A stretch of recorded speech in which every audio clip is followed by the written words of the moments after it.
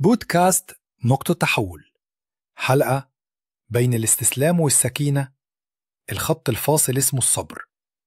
معاكم إسلام السمان، أهلا بيكم في بودكاست نقطة تحول، البرنامج اللي مش دايما بيحكي لك قصة، بس دايما بيحاول يلمس الحتة اللي جواك محتاجة تفهم أو تتصالح. النهاردة هنتكلم عن كلمة معروفة جدا لكن محدش بيستوعبها بجد إلا لما الدنيا تاجي عليه.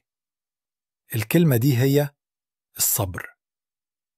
كل الناس بتقول أصبر كأنها وصفة سحرية تطفي الوجع زي بنج الأسنان، لكن الحقيقة الصبر مش إنك توقف الزمن وتستنى الفرج.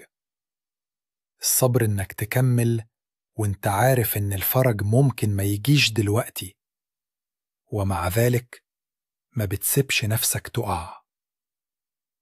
الصبر مش عناد ومش ضعف، هو نوع من الهدوء الغريب اللي بيجي بعد العاصفة، لما تبص حواليك وتكتشف إن مفيش حاجة اتغيرت بس انت بقيت مختلف.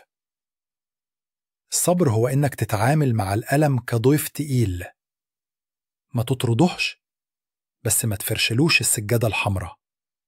تعرف انه جاي يعلمك حاجة وتستناه لحد ما يزهق ويمشي، وكل مرة تفتكر انك وصلت آخرك تكتشف ان لسه عندك شوية، مش لانك قوي بس لان ربنا بيحط فيك طاقة ما تعرفش عنها حاجة إلا لما تختبرها.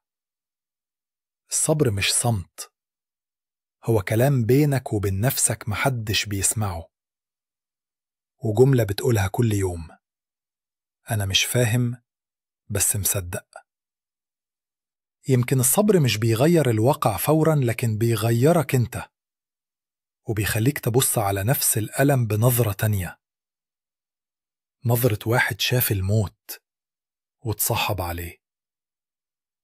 أنا إسلام السمان، وده كان بودكاست نقطة تحول. الحلقة دي مش درس وعظ، دي مجرد فكرة من واحد بيحاول زيك بالظبط يفهم معنى أصبر. لما تبقى الكلمة الوحيدة اللي فاضلة ليه، افتح قلبك واسمع بهدوء، يمكن دي تكون نقطتك، نقطة التحول اللي كنت مستنيها من غير ما تعرف.